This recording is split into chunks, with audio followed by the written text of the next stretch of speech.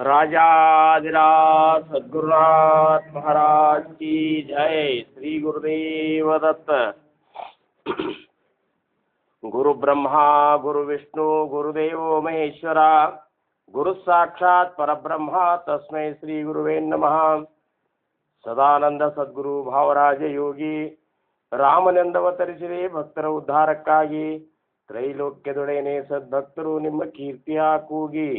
ನಮಸ್ಕಾರ ಗುರುರಾಯ ಶ್ರೀ ರಾಮಚಂದ್ರ ಯೋಗಿ, ನಮಸ್ಕಾರ ಗುರುರಾಯ ಶ್ರೀರಂಗ ಯೋಗಿ. ಜಯ ಜಯ ರಘುವೀರ ಕುಂಡಲಿ ಪಾರ್ವತಿ ಪತಿ ರಾಜಾಧಿರಾಜ ಸದ್ಗುರುನಾಥ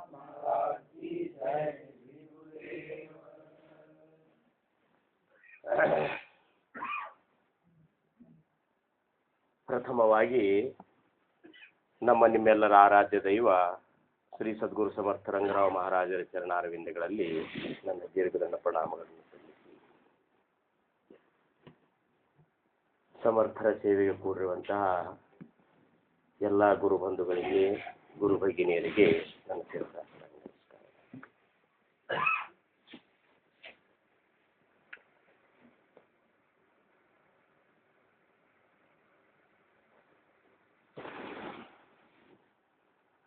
ಸಮರ್ಥರು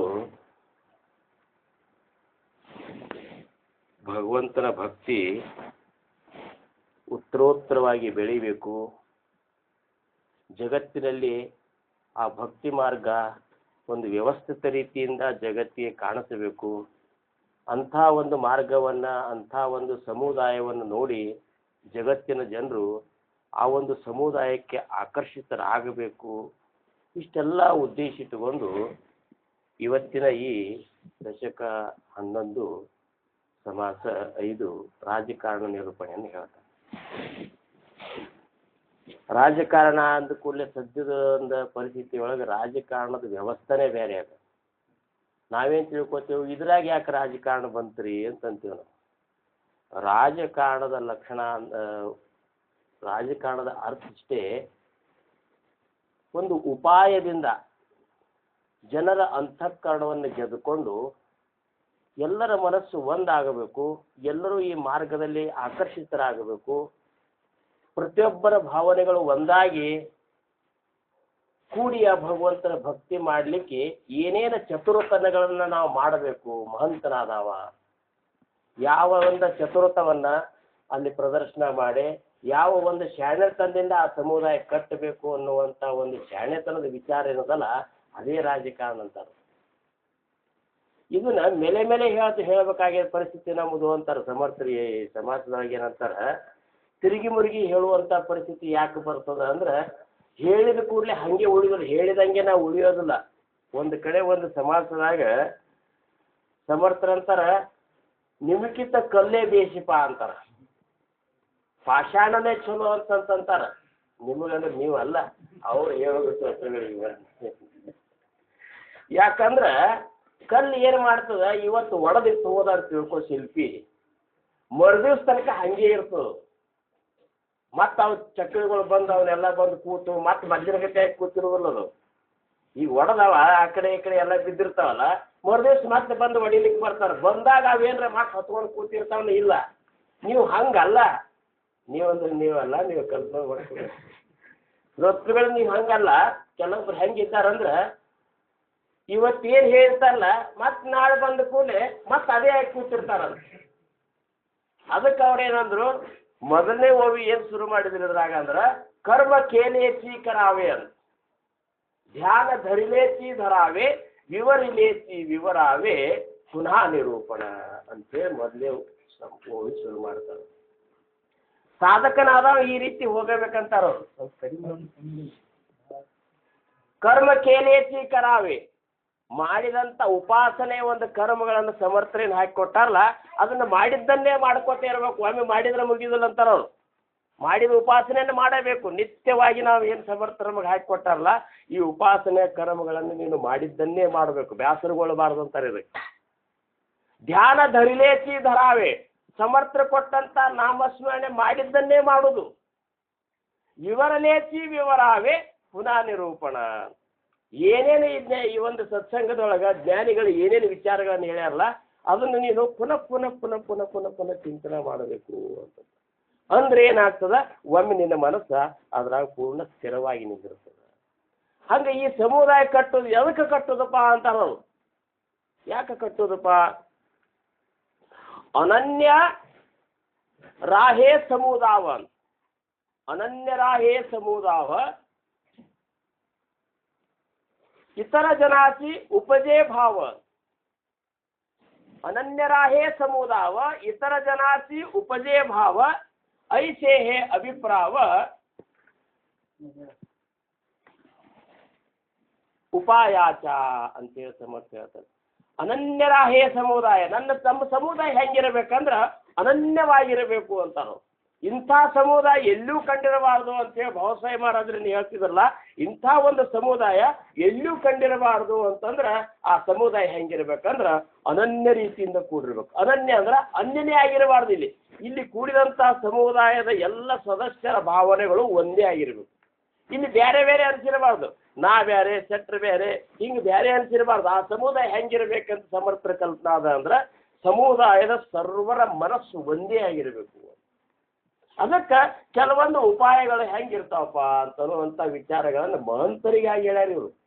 ಮಹಂತರಂದ್ರೇನು, ಒಂದು ಸಮುದಾಯವನ್ನು ನಡೆಸಿಕೊಂಡು ಹೋಗುವಂಥ ವ್ಯಕ್ತಿ ಹೆಂಗಿರಬೇಕು ಅನ್ನುವಂಥ ವಿಚಾರಗಳನ್ನ ಈ ರಾಜಕಾರಣದೊಳಗೆ ಹೇಳ್ತಾರೆ. ಈ ರಾಜಕಾರಣದೊಳಗೆ ಹೇಳ್ತಾರೆ ಒಂದು ಸಮುದಾಯ. ಅದಕ್ಕೆ ಅವ್ರಂದ್ರು ಇದ್ರಾಗ 4 ಉಪಾಯದಿಂದ ಹೇಳ್ಬೇಕಂತಾರ ಅವ್ರು. 4 ಉಪಾಯಗಳು ಬೇಕಂತಾರ. ಮುಖ್ಯ ಹರಿಕಥಾ ನಿರೂಪಣ, ಒಂದೇದ್ದು ಯಾವುದು? ಹರಿಕಥಾ ನಿರೂಪಣ. दूसरे ते राजकारण, तीसरे ते सावधान सर्व विषयी. ಒಂದನೇದ್ದು ಹರಿಕಥಾ ನಿರೂಪಣ. ಅವ ಸಮುದಾಯ ನಡೆಸಿಕೊಂಡು ಹೋಗುವಂತ ವ್ಯಕ್ತಿ ಹೆಂಗಿರ್ಬೇಕಂದ್ರೆ ಹರಿಕಥಾ ನಿರೂಪಣವನ್ನ ಅಲ್ಲಿ ತತ್ಪರನಾಗಿರ್ಬೇಕು. ಅವ ಹರಿಕಥಾ ನಿರೂಪಣ ಅಂದ್ರೆ ಚೇತನ ಅಷ್ಟೇ ಹೇಳುದಲ್ಲ, ಯಾರು ಒಂದು ಎದುರಿಗೆ ಬಂದಂತ ವ್ಯಕ್ತಿಯ ಎಲ್ಲಾ ವಿಚಾರಗಳನ್ನ ತಿಳ್ಕೊಂಡು ಅದಕ್ಕೆ ಸರಿಯಾದ ಉತ್ತರ ಕೊಡುವಂತ ಒಂದು ಜಾಣ್ಯವನ್ನಂತಲಿರ್ಬೇಕು. ಅದಕ್ಕೆ ಅವ ಅಖಂಡ ಪಾಠಾಂತರಗಳನ್ನು ಮಾಡ್ತಿರ್ಬೇಕು, ಸಾಕಷ್ಟು ಗ್ರಂಥಗಳನ್ನು ಶೋಧ ಮಾಡ್ತಿರ್ಬೇಕು, ಸಾಕಷ್ಟು ಅನುಭವವನ್ನು ಹೊಂದಿರಬೇಕು. ಒಬ್ಬ ಸಮುದಾಯದ ಮುಖ್ಯಸ್ಥನಂತಲೇ ಬಂದ ಒಬ್ಬ ಸದಸ್ಯ ಬಂದ ಒಬ್ಬವ ಅಲ್ಲಿ ಒಬ್ಬ ಏನಪ್ಪಾ ಅಂದ್ರೆ ಆ ಭಕ್ತಿ ಮಾರ್ಗಕ್ಕೆ ಬಂದ ಏನಾದರೂ ಒಂದು ಪ್ರಶ್ನೆ ಹಾಕಿದಂದ್ರೆ ಆ ಪ್ರಶ್ನೆಗೆ ಸಮರ್ಪಕವಾದ ಉತ್ತರ ಕೊಟ್ಟು ಅವನು ಈ ಸಮುದಾಯದಾಗೆ ಇರಬೇಕು ಅನ್ನುವಂಥ ಸ್ಥಿತಿ ತರುವಂಥ ಒಂದು ಜಾಣ್ಮೆ ಆ ಸಮುದಾಯದ ಇದ್ರಾಗಿ ಯಾರಪ್ಪ ಅಂದ್ರೆ ಆ ಮಹಂತನಂತ ಇರಬೇಕು. ಇವೆಲ್ಲ ನೋಡ್ರಿ ಎಷ್ಟು ಹೇಳ್ಯಾರ ದಾಸಬೋಧನ್ಯಾಗ. ಮಹಂತ ಲಕ್ಷಣ ಹೇಳ್ಯಾರ, ವಿರಕ್ತ ಲಕ್ಷಣ ಹೇಳ್ಯಾರ, ಚತುರ್ಲಕ್ಷಣ ಹೇಳ್ಯಾರ, ರಾಜಕಾರಣದ ನಿರೂಪಣೆ ಹೇಳ್ಯಾರ. ಇನ್ನ ಒಮ್ಮೆ ರಾಜಕಾರಣ ನಿರೂಪಣೆ ಬರ್ತದೆ 19ನೇ ದಶಕದಾಗ. ಒಂದು 9ನೇ ಸಮಾಸ ಒಂದು ಬರ್ತದೆ, ಅದು ಒಂದು ರಾಜಕಾರಣ ನಿರೂಪಣ.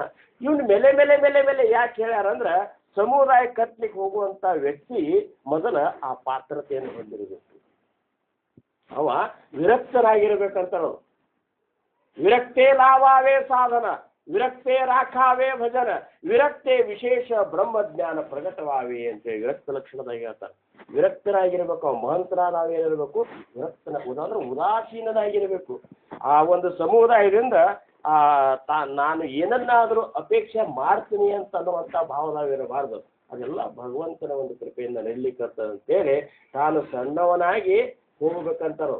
ಬಹಳಷ್ಟು ಇದ್ರ ಸಂಬಂಧ ಪ್ರಯತ್ನ ಪಟ್ಟಿರಬೇಕು. ನಮ್ಮ ಮಹಾರಾಜ ಇಂಥ ಒಂದು ಸಮುದಾಯ ಕಟ್ಟಬೇಕಾದ್ರೆ ಎಷ್ಟು ಪ್ರಯತ್ನ ಪಟ್ಟರು ನೋಡ್ರಿ.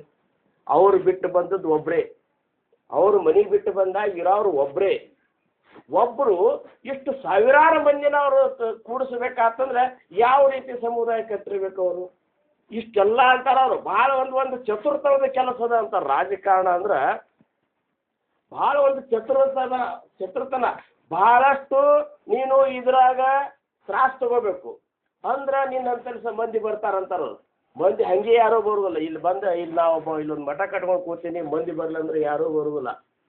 ಒಂದು ಮಠ ಕಟ್ಟಲಿ ಅಥವಾ ಒಂದು ಸಮುದಾಯ ನಿರ್ಮಾಣ ಮಾಡ್ಬೇಕಾತಂದ್ರೆ ಮನಿ ಅಡ್ಡಾಡಬೇಕಾಗ್ತದೆ.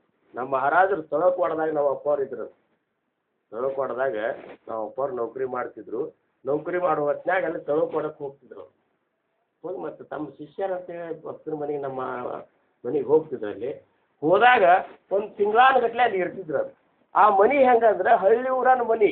ಇವೆಲ್ಲ ಈಗ ಹೆಂಗೆ ಈ ಕುಡುಗೋಲ ಅವು ಇವು ಎಲ್ಲ ಜ್ಯೋತಿ ಬಿಟ್ಟಿರ್ತಾರಲ್ಲ ಅಂತ ಒಂದು ಈ ಬಾದಾಲಿ ಇಂಥವೆಲ್ಲ ಅಲ್ಲಿ ಸಮರ್ಥರು ಮಲ್ಕೋತಿದ್ರು. ಮಲ್ಕೊಂಡಾಗ ಇವು ಚಿಕ್ಕಾಡುಗಳು ಅದು ಸಿಕ್ಕಾಪಟ್ಟೆ ಕೊಡು, ತಗಣಿ ಸಿಕ್ಕಾಪಟ್ಟೆ ಈಗಿಲ್ಲ.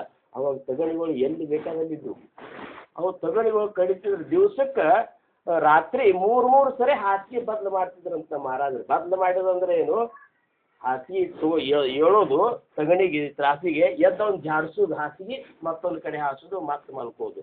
ನಮ್ಮಂಥವ್ರಾದ್ರೆ ವರದನೇ ಇದು ಮಾಡ್ತಿದ್ದೆವು. ಅವರು ಜ್ಞಾನಿಗಳು, ಅವರು ಮಂತ್ರ ಅವ್ರು ಏನು ಮಾಡ್ತಿದ್ರು, ಅವ್ನು ಜಾಡಿಸೋದು, ಮತ್ತೊಂದು ಕಡೆ ಹಾಸೋದು, ಮತ್ತೆ ಅಲ್ಲಿ ಏನಾಗಿತ್ತಂದ್ರೆ ನಮ್ಮ ಅಪ್ಪ ಅವ್ರದ್ದು ಅಲ್ಲಿ ತಳಕವಾಡದೊಳಗೆ ಬಹಳಷ್ಟು ಒಂದು ಏನಪ್ಪ ಅಂದ್ರೆ ಒಂದು ಸಾತ್ವಿಕ ಮನುಷ್ಯ ಅಂತೇಳಿ ಚಲೋ ಇದು ಇತ್ತು. ಅವಾಗ ಶ್ರಾವಣ ಮಾಸದಾಗ ಅದು ಪುರಾಣ ಗಿರಾಣ ಅದು ಹೇಳ್ತಿದ್ರು ನಮ್ಮ ಅಪ್ಪವರು, ಅವನ್ನೆಲ್ಲ ಇದು ಮಾಡ್ತಿದ್ರಂತೆ. ಹಿಂಗಾಗಿ ಇವ್ರ ಜನರು ಆಕರ್ಷಿತಲ್ಲ, ಅವ್ರನ್ನೆಲ್ಲ ಇಲ್ಲ ಮಹಾರಾಜರಂತಲ್ಲಿ ಭೇಟಿ ಮಾಡ್ತಾರೆ. ಭೇಟಿ ಮಾಡಿಸಿದ ಕೂಡಲೇ ಅವ್ರವ್ರ ಅಂತಃಕರಣದಾಗ ಇದ್ದದ್ದನ್ನು ಕಾಣ್ಕೊಳ್ಬೇಕಲ್ಲ, ಸಕಲಾಸ ಎಲ್ಲರ ಅಂತರಂಗವನ್ನು ತಿಳ್ಕೊಳ್ಳೋವಾಗಿರ್ಬೇಕು ಅಂತಾರ ಅವರು. ಅವ್ ಬಂದಾವ ಅವ್ರು ನೋಡಿದ ಕೂಡಲೇ ಇವನ ಅಂತರಂಗ ಏನು ಹೇಳ್ತದ, ಇವ್ ಯಾವ್ಯಾವ ವೃತ್ತಿಯಾಗಿದ್ದಾನ, ಇವನ ಮನಸ್ಸು ಎಲ್ಲೆಲ್ಲಿ ಓಡಾಡಿ ಬಂದದ, ಇವೇನು ಪೂರ್ಣ ಪರಿಶುದ್ಧ ಇದ್ದಾನೋ, ಪೂರ್ಣ ಏನಪ್ಪ ಅಂದ್ರೆ ಮಲಿನಾಗಿ ಬಿಟ್ಟಾನೋ, ಇವ್ ನಮ್ಮ ಕೈಯಾಗ ಸಿಗ್ತಾನೋ ಇಲ್ಲೋ, ಇಷ್ಟೆಲ್ಲ ಒಂದು ಕ್ಷಣದಾಗ ತಿಳ್ಕೊಳ್ಳೋ ಅಂತ ಮಹಂತರಾಗಿರ್ಬೇಕು. ನಮ್ಮ ಮಹಾರಾಜ್ ಹಂಗೆ ಮಾಡಿಬಿಡ್ತಿದ್ರು. ಯಾರು ಎದುರಿಗೆ ಬಂದಂದ್ರೆ ಅವ್ರಿಗೆ ನೋಡ್ರಿ, ಕೆಲವೊಬ್ರು ದೊಡ್ಡ ದೊಡ್ಡ ಶಾಸ್ತ್ರಿಗಳು ಸಹಿತ ನಮ್ಮ ಮಹಾರಾಜರ ಗಂಟು ಬಿದ್ದಾರೆ. ಅವ್ರು ಉದ್ದೇಶ ಇಟ್ಕೊಂಡು ಬಂದದ್ದು ಶಾಸ್ತ್ರ ಕೇಳೋ ಸಂಬಂಧ ಬಂದ ಅನಗಾಡ ಪ್ರಶ್ನೆಗಳನ್ನು ಹಾಕ್ಯಾರ. ಪ್ರಶ್ನೆಗಳು ಹಾಕಿದ ಕೂಡಲೇ ಹೋ ಹೋ ಹೋ ಹೋ ಅಂತಂದು ಕಡಿಗೆ ಒಂದು ಮಾತು ಹೇಳಿದ ಕೂಡಲೇ ಅವ್ರು ಶರಣಾಗತರೇ ಆಗಬೇಕು. ನಮ್ಮ ಬಡಿಗೇರಿ ಈರಾಣಿ ಇದ್ದಲ್ಲ, ಈರಾಣನ ಮುತ್ಯ ನಿಡೋಣಿಗೊಮ್ಮೆ ಮಹಾರಾಜರನ್ನ ನಿಡೋಣಿ ಕರ್ಕೊಂಡು ಬರ್ಬೇಕಂತೇಳಿ ಜ್ಯೋತಿಬಾ ನಮ್ಮ ಮಹಾರಾಜರ ಶಿಷ್ಯ, ಅದಕ್ಕೆ ಇವರೇ ಗಿರ್ಮಲ್ಲಪ್ಪ ಮಹಾರಾಜರ ಶಿಷ್ಯ ನಿಡೋಣಿ ಈರಾಣನ ಮುತ್ಯ ಜ್ಯೋತಿಬಾ ಇದ್ರೆ ನಮ್ಮ ಸಂಗಮೇಶ್ವರ ಮಹಾರಾಜರ ಸತ್ತಾಕ ರಂಗರಾವ್ ಮಹಾರಾಜರು ಭಾಳ ಇದು ಇದ್ದಾರಂತ ಅವ್ರನ್ನ ಕರ್ಕೊಂಡು ಬರಬೇಕು ಅಂತ ಅಂದ್ಕೂಡಲೇ ಇವ್ ಜ್ಯೋತಿಬಾ ಸಣ್ಣಾಗಿದ್ದ, ನಾ ಹೆಂಗೆ ಹೋದ್ರೆ ಬರ್ತಾರಪ್ಪ ಅವರು ಅಂತ ಅಂದ್ಕೂಡಲೇ ಒಂದು ಚೀಟಿ ಬರೆದು ಕೊಟ್ಟಿತ್ತಂತ. ಒಂದು ಪತ್ರ ಬರೆದ ಮಹಾರಾಜರಿಗೆ ಹೋಗಿ ಕೊಡು, ಕೊಟ್ಟ ಅವನು ಕರ್ಕೊಂಡು ಬಾ ಅಂದ್ರೆ ಅವ್ನು ಕಳಿಸಿದ್ರಂತೆ. ಜ್ಯೋತಿಬಾ ಕುಬ್ಕಡಿಗೆ ಬಂದು ಮಹಾರಾಜರ ಕೈಯಾಗ ಪತ್ರ ಕೊಟ್ಟಂತ, ಪತ್ರ ಓದಿದ್ರಂತ. ಆಯ್ತಪ್ಪ ಬರ್ತಾನಪ್ಪ ಅಂತೇಳಿ ಬಂದ್ರು. ಆ ಪತ್ರದಾಗ ಏನು ವಿಶೇಷ ಇತ್ತು ಅದು ಅವ್ರಿಗೆ ಗೊತ್ತಾ. ಬಂದು ನಿಡೋಣ್ಯಾಗ 3 ದಿವಸ ನಿಂತು ಸಪ್ತಾಹ ಮಾಡಿದ್ರಂತೆ. ಇವ್ರು ನಿಮಗೇನು ಗೊತ್ತದಂತೆ 71 ರಾಮಣ್ಣ ಮುತ್ಯನ್ನ, ದತ್ತಾಣನ ಇವರೆಲ್ಲ ಕರ್ಕೊಂಡು ಬಂದು ಅಲ್ಲೆಲ್ಲ ಸ್ಥಾಪನಾ ಮಾಡಿ ಸಪ್ತಾಹ ಮಾಡಿದ್ರಂತ. ಸಂಗೀತ ತೊಗೊಂಡು ಹೋಗುವ ಹೊತ್ನಾಗ ಅಲ್ಲಿ ಈರಾಣನ ಮುತ್ಯನ ಮನೆ ಅಲ್ಲಿ ಹೋಗಿ ಕೂರ್ತಿದ್ರಂತ. ಅವರೇ ಏನದೇ ಶಾಣೆ ತಂದು ಭಯಂಕರ ನಾ ತಿಳ್ಕೊಂಡ ಅನ್ನುವಂಥ ಒಂದು ಭಾವ ಇದ್ದಾವ. ಎಲ್ಲ ಏನೇನೋ ಹೇಳಾವಂತ, ಅದು ದೊಡ್ಡ ಜ್ಞಾನದ ವಿಚಾರಗಳನ್ನ ಹೇಳಾರಂತ. ಹೇಳೋದಕ್ಕೆ ಹೌದಪ್ಪ ಅಂತ ಅಂದ್ರಂತ. ಇಷ್ಟೆಲ್ಲ ದೊಡ್ಡ ಮಾತಾಡ್ತಿ, ನಿಂದು ಎಲ್ಲಿಗೆ ಬಂದದ ಅಂತ ಕೇಳಿದ್ರಂತ. ನಿಂದು ಎಲ್ಲಿಗೆ ಬಂದದ, ಬರೇ ಇದ್ರಾಗ ಮುದುಕಾಗಿ ಸಾಯ್ಲಿಕ್ಕೆ ಕೂತಿ ಬರೇ ಇದನ್ನೇ ಮಾತಾಡ್ಲಿಕ್ಕತ್ತಿ, ನೀ ಏನು ಸಾಧನ ಮಾಡ್ಲಿಕ್ಕತ್ತಿ, ನಾಮಸ್ಮರಣೆ ಎಷ್ಟು ಮಾಡಿ, ನಿನ್ನ ಕಣ್ಣೆದ್ರಿಗೆ ಏನರ ಕಂಡದೇನೋ, ನಿನಗೇನರ ಆನಂದದ ಅನುಭೂತಿ ಆಗ್ಯದನು, ಏನು ಹುಚ್ಚ ಅಂತ ಹೇಳಿ 1-2 ಮಾತು ಅಂದ ಕೂಡಲೇ ಇವ್ರ ಮುಂದೆ ಉಳ್ಳಾಡ್ಲಿಕ್ಕೆ ಮಹಂತನಾದ ಇಷ್ಟು ಶಾಣೆ ಇರಬೇಕಂತ, ಇಷ್ಟು ಅಂತ ಒಂದು ಸ್ಥಿತಿ ಹೊಂದಿರಬೇಕು. ನಮಗೆ ಏನೂ ಇರಲಾರ್ದು ಏನರ ಮಾಡಿದ ಕೂಡಲೇ ಕಾಯಿ ಕಚೇರಿ ಕೊಟ್ಟಂಗೆ ಆಗಿಬಿಡ್ತದೆ. ಅದು ಕಚೇರಿ ತುಂಬ ಹೊಲಸೆ ಮಾಡೋದಲ್ಲ, ಮತ್ತೇನು ಮಾಡ್ಲಿಕ್ಕೆ ಆಗ್ತದೆ. ಅದಕ್ಕೆ ಮಹಂತನಾದ ಹೆಂಗಿರಬೇಕಂದ್ರೆ ಹಂಗಿರಬೇಕು. ಭೌತ ಜನಾಸಿ ಸೋಸಾವೆ ಅಂತ, ಭೌತ ಜನಾಸಿ ಸೋಸಾವೆ, ಭೌತ ಶೋಷಿತ. ಭಾಳ ಯಾವ ಮಂದಿಗೆ ಸಣ್ಣಾಗಿ ಹೋಗಿಬಿಟ್ಟು ಅಂತಂದ್ರೆ ನಾನು ನಿನ್ನ ಕಿಮ್ಮತ್ ನೋಡಿದಿಲ್ಲ ಅಂತಾರೆ. ಅದ್ರಾಗ ಇಷ್ಟು ಮಜಾ ಹೇಳಿಬಿಟ್ಟಲ್ಲ, ನೀನು ಭಾಳ ಜನರ ಸಂಬಂಧ ತ್ರಾಸ ತಗೊಂಡೆ ಅಂದ್ರೆ ಜನರು ನಿನ್ನಂತಲ್ಲಿ ಬರ್ತಾರೆ. ಮತ್ತು ನೀ ಅತಿ ತೀರ ತ್ರಾಸ ತಗೊಳಿಕತ್ತ ನಿನ್ನ ಕಿಮ್ಮತ್ ಇಲ್ಲಾಗ ಮಾಡಿಬಿಡ್ತಾರೆ. ಎಷ್ಟು ಶಾಣೆತನ ಇರಬೇಕು. ಈಗ ಈ ಹುಡುಗರು ಕರ್ಕೊಂಡು ಬರ್ಬೇಕಂತೇಳಿ ನಾವು ಈ ಹುಡುಗರೆಲ್ಲ ಬರ್ರಿಪ್ಪ ಅಂತೇಳಿ ಭಾಳ ಇದು ಮಾಡ್ಕೊಂಡು ಹುಡುಗರು ಕೂಡಿಸಿ ಅಂತ ತಿಳ್ಕೊಡಿ. ಹುಡುಗರು ಕೂಡಿಸಿರು ಕಸ ಹುಡ್ಕೊತ ಕೂತ್ರಂದ್ರೆ ಮಹಂತ ಆದವರು ಕಿಮ್ಮತ್ತು ಹೋಗಿಬಿಡ್ತದೆ. ಯಾರ ಕೈಲೇ ಯಾವ ಕೆಲಸ ತಗೋಬೇಕು ಅನ್ನುವಂಥದ್ದು ತಿಳ್ಕೊಳ್ಳೋದು ರಾಜಕಾರಣದಲ್ಲಿ. ಇನ್ನು ಕೆಲವೊಬ್ಬರು ದುಷ್ಟರು ಬಂದಿರ್ತಾರೆ, ದುಷ್ಟರು ಗಂಟು ಬೀಳ್ತಾರೆ ಮಹಂತರಿಗೆ.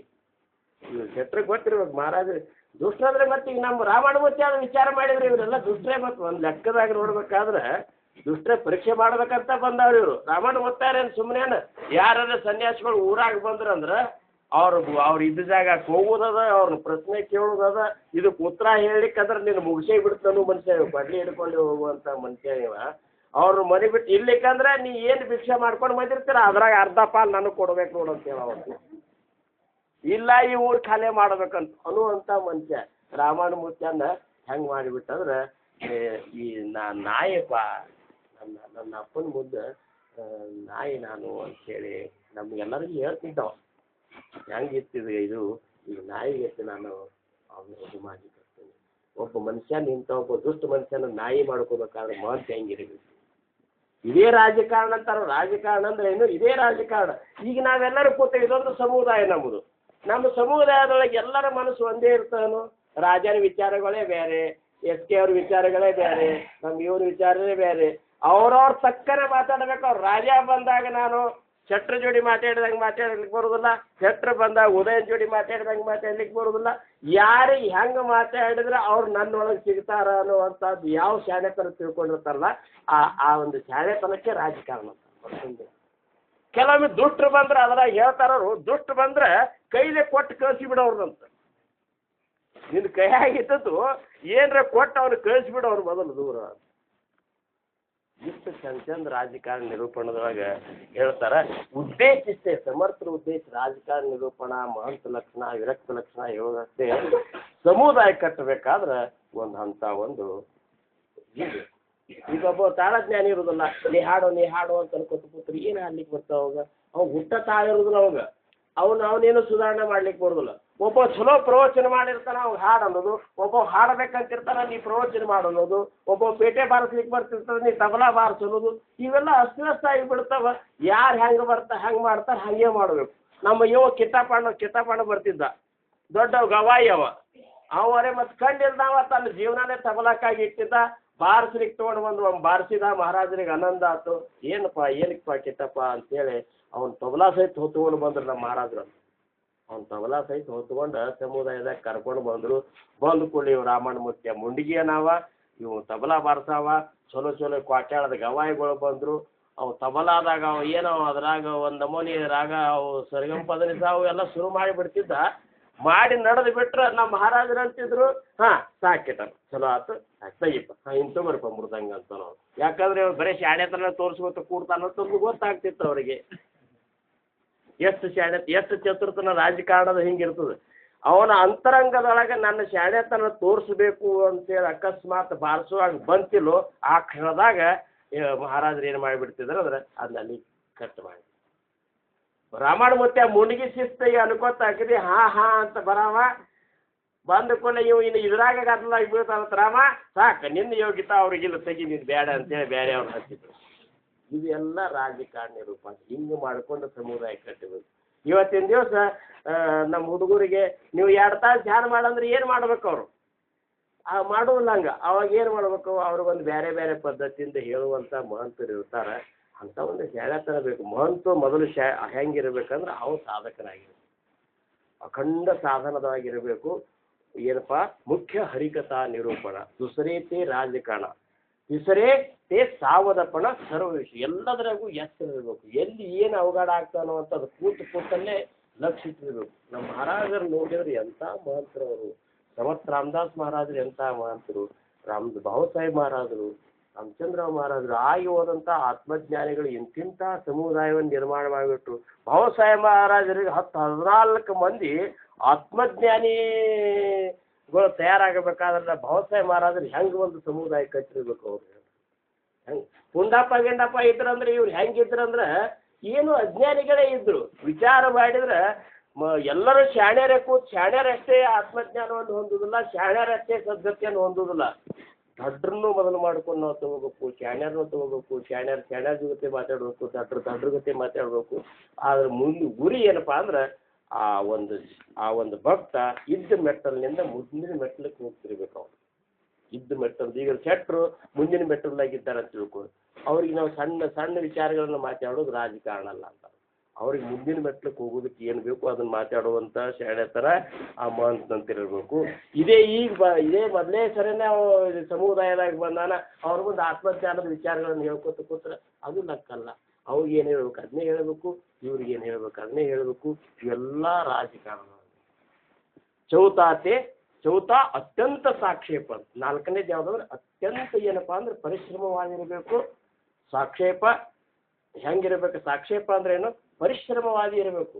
ಎಷ್ಟು ಪರಿಶ್ರಮ ಇರಬೇಕು ಅಂದ್ರೆ ತಾನು ಮುಂದೆ ಹೋಗಿ ತಾನೇ ಮಾಡ್ತಾನೋ ಅನ್ನುವಂಥದ್ದು ಇದು ಇರಬೇಕು. ಇಷ್ಟು ಏನಪ್ಪ ನಾವೆಲ್ಲ ಇವತ್ತಿನ ದಿವಸ ಈ ರೀತಿ ನಮ್ಮ ಸಮುದಾಯ ಇಷ್ಟು ತಯಾರಾಗ್ಬೇಕಾದ್ರೆ ನಮ್ಮ ಮಹಾರಾಜರು ಅಂಥ ಒಂದು ರಾಜಕಾರಣ ನಮ್ಮ ಜೊತೆ ಮಾಡಿದರು.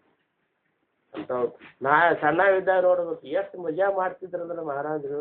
ನಮಗೊಂದು ನಮ್ಮಲ್ಲಿ ಹುಚ್ಚ ಮುತ್ಯಾರು ಅಂತಿದ್ದೆವು. ಈ ಮೂರು ಮಾರ್ಲಿಕ್ಕೆ ಬರ್ತಿದ್ರು. ಮೂರು ಕಡ್ಡಿ ಹಿಡ್ಕೊಂಡು ಬರ್ತಿಲ್ಲ ಅವರು. ಒಂದು ಬಕ್ರಿಗೆ 2-3 ಅದು ಕೊಡ್ತಿದ್ರು ಅವರು. ಅವಾಗ 3 ಹಾಕೋದೊಂದು ಚಟ ಐತಿ. ಈ ಹುಡುಗರು ಹಾಕೋತಲ್ಲ ಅಂಥವು.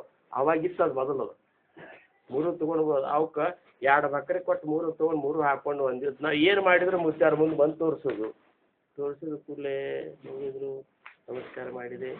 ಏನಪ್ಪ ಶಂಕರು ಏನಿದೆ ಕಿವ್ಯಾಗ ಅಂತಂದ್ರು. 3 ಹಾಕೊಂಡು ಬಂದಿದ್ದು ಮುತ್ಯಾರ ಅಂತ. ಎಲ್ಲಿ ತೊಗೊಂಡ್ರು ಅಂತ ಅವ್ರು ಬಂದಾರ್ರಿ 2 ಬಕ್ರೆ ಕೊಟ್ಟು ತೊಗೊಂಡ್ರು ಮುತ್ಯಾರ. ಹೌದಾ ಚಂದಾಗ್ಯದಪ್ಪ ಕೊಡಿ ತೆಗಿ ಹೋಗಿ ಅವ್ವ ನೀರು ತರ್ಲಿಕ್ಕತ್ತಾಳ ಹೋಗಿ ನೀರು ತೊಗೊಂಡು ಬಾ. ಇದು ಹುರುಪ್ ಮಾಡಿದಂಗೆ ಮಾಡಿ ನಮ್ಮನ್ನ ಎಲ್ಲ ಇಲ್ಲಿ 3 ಹಾಕೊಂಡು ಬಂದಾಗ ನೀರು ತೊಗೊಂಡು ಬಾ ಅವ್ವ ನೀರು ತರ್ಲಿಕ್ಕತ್ತಾಳ ಪಾಪ ಒಬ್ಬಾಕಿನೇ ಹೋಗಿ ನೀರು ತೊಗೊಂಡು. ಎಷ್ಟು ಲಕ್ಷ ಇರ್ತದೆ ನೋಡ್ರಿ, ಎಷ್ಟು ಲಕ್ಷ ಇರ್ತದೆ. ದಮಡಿ ಬಾರಿಸಿದ್ನು ಒಮ್ಮೆನೋ ದಮಡಿ ಬಾರಿಸಿದ್ನೆ. ಇದು ಬಸಣ್ಣನ ಸಪ್ತಾಹದೊಳಗೆ ಅಕಸ್ಮಾತ್ ನಾ ಇಲ್ಲೇ ಸಾಲಿ ಕಲಿಕಿದ್ನೆ ಸತ್ತಾಕಂತ ಬಂದು ಕೂಡಲೇ ರಾಮಣ್ಣ ಮುತ್ಯಾರ ಇದ್ರು. ರಮಣ ನಮ್ಮ ಶಂಕರು ದಮಡಿ ಬಾರಿಸ್ತಾರಪ್ಪ ಈಗ ಅಂತೇಳಿ ದಮಡಿ ಕೊಟ್ಟು ದಮಡಿ ಬಾರಿಸ್ಲಿಕ್ಕೆ ಏನು ಬರ್ತಿದ್ದಿಲ್ಲ ಖರೆ ಅಷ್ಟು. ನೀವು ಏನಾರೋ ಒಂದು ಹಾಡ ಹಾಡ್ತಿದ್ದ, ಏನು ಚಂದ ಹಾಡು ಹಾಡ್ತು ಉದಯ ಅಂತೇಳಿ ಚಲೋ ಹಾಡ ಕಲಿಪ ಇಲ್ಲ ಅಂತೇಳಿ. ಎಷ್ಟು ರಾಜಕಾರಣ ಅಂದ್ರೆ ಒಂದು ಸಮುದಾಯ ಕಟ್ಟಬೇಕಾದ್ರೆ ಇಷ್ಟೊಂದು ಏನಪ್ಪ ಅಂದ್ರೆ ಶಾಣೆತನ ಇರ್ತಲ್ಲ, ಆ ಶಾಣೆತನಕ್ಕೆ ರಾಜಕಾರಣ ಅಂತಾರೆ. ಬರೇ ಶಾಣೆತನ ನಡೀದಲ್ಲ, ಅದರ ಜೋಡಿ ಪಾತ್ರತಾನೂ ಬೇಕು ಅನ್ನೋದು ಸಮರ್ಥ ಇಚ್ಛಾ. ಬರೀ ಶಾಣೆತನ ರಗಡ ಮಂದಿ ಇರ್ತದೆ, ಆ ಶಾಣೆತನ ನಡೀದಿಲ್ಲ ಅಂತ ಹೇಳ್ತಾರೆ ಸಮರ್ಥರು. ಏನು ಹೇಳ್ತಾರೆ, ಅದ್ರ ತಕ್ಕ ನೀನು ಸಾಧನ ತತ್ಪರನಾಗಿರಬೇಕು. ಆಮೇಲೆ ನೀನು ಉಪಾಸನದಿಂದ ಕೂಡಿರಬೇಕು. ಆಮೇಲೆ ನೀನು ಪೂರ್ಣ ಏನಪ್ಪ ಅಂದ್ರೆ ಉದಾಸೀನಾಗಿರಬೇಕು. ವಿರಕ್ತಿನಿಂದ ನೀನು ಮೆರಿತಿರಬೇಕು. ಆಮೇಲೆ ಯಾವಾಗಲೂ ಪ್ರೇಮವನ್ನು ಕೊಡುವಂಥ ಒಂದು ಪ್ರೇಮ ಸ್ವರೂಪನೇ ನೀನಾಗಿರಬೇಕು. ಅಂದ್ರೆ ಮಾತ್ರ ಸಮುದಾಯ ನಿನ್ನ ಹಿಡಿತನಾಗಿ ಬರ್ತದೆ. ಅವರಿಗೆ ನೀನು ಮುಂದಿನ ಮಾರ್ಗ ತೋರಿಸ್ಬೇಕು. ಒಂದು ಸಮರ್ಥ ಒಂದು ಏನಪ್ಪ ಅಂದ್ರೆ ಶಕ್ತಿ ನಿನ್ನಂತಲ್ಲಿ ನಿರ್ಮಾಣ ಆಗ್ತದೆ. ಅಂಥ ಒಂದು ಮಹಂತರು ನೀವೆಲ್ಲರೂ ಆಗಬೇಕು ಅನ್ನುವಂಥ ಸಮರ್ಥರ ಇಚ್ಛೆ. ಈಗೇನಪ್ಪ ಒಂದು ಸಮುದಾಯಕ್ಕೆ ಒಬ್ಬರೇ ಮಹಂತರು ಇರಬೇಕು ಅಂತ ಇರ್ತಲ್ಲ, ಸಮುದಾಯ ಎಲ್ಲರೂ ಮಹಂತರ ಒಂದು ಸ್ಥಿತಿ ಬಂತಂದ್ರೆ ಒಬ್ಬನಿಂದ 100 ಮಂದಿ, ಮತ್ತೊಬ್ಬನಿಂದ 100 ಮಂದಿ, ಇನ್ನು ಜಗತ್ತಿನ ಜೀವರಾಶಿಗಳೆಲ್ಲ ಉದ್ಧಾರ ಆಗುವಂಥ ಕಾರ್ಯ ಮಾಡಬೇಕಾದ್ರೆ ಇಂಥ ರಾಜಕಾರಣಿ ಇರಬೇಕು ಅನ್ನುವಂಥ ಮಾತನ್ನ ಸಮಾಜದೊಳಗೆ ಹೇಳ್ತಾರೆ. ಅದಕ್ಕೆ ಅದ್ರ ಬಗ್ಗೆ ನಾವು ಅಷ್ಟೊಂದು ಚಿಂತನಾಶೀಲರಾಗಿ ಸಾಧನ ತತ್ಪರರಾದೇವು ಅಂದ್ರೆ ಎಲ್ಲ ವಿಚಾರಗಳು ಸಮರ್ಥರ ಕೃಪಾದಿಂದ ತಿಳಿತಾವೆ. ಅಂತ ಒಂದು ಸಮುದಾಯ ನಿರ್ಮಾಣ ಆಗಬೇಕು. ಇದಿಷ್ಟೇ ಆಗಬಾರ್ದು, ನಾವಷ್ಟೇ ಉದ್ಧಾರ ಆಗ್ಬೇಕು ಅನ್ನುವಂಥ ಭಾವ ಇರಬಾರ್ದು. ಜಗತ್ತಿನ ಜೀವರಾಶಿಗಳೆಲ್ಲ ಉದ್ಧಾರ ಆಗಿದೆ ಅನ್ನುವಂಥ ಕಳಕಳಿ ಏನದಲ್ಲ, ಅದು ಮಹಂತ ಲಕ್ಷಣದಾಗಿ ಬರ್ತದೆ. ಅಂಥ ಒಂದು ಮಹಂತತ್ವ ನಮಗೆ ನಿಮಗೆ ಸಮರ್ಥರು ಪ್ರಾಪ್ತ ಮಾಡಿಕೊಡ್ಲಿ. ಅದರ ತಕ್ಕ ನಾವು ಸಾಧನ ತತ್ಪರರಾಗೋಣ. ನಮ್ಮಿಂದ ಬರುವಂಥ ವಾಣಿ ಮಾತ ಜಗತ್ತಿನ ಜೀವರಾಶಿಗಳು ನಮ್ಮನ್ನು ಎಳ್ಕೊಳ್ಳುವಂಥ ತಾಕತ್ತ, ಅಂಥ ಒಂದು ಶಾಣೆತನ, ಅಂಥ ಒಂದು ಚತುರತನ ನಮಗೆ ಪ್ರಾಪ್ತ ಆಗಲಿ ಅಂತ ಹೇಳ್ಕೊತಾರೆ.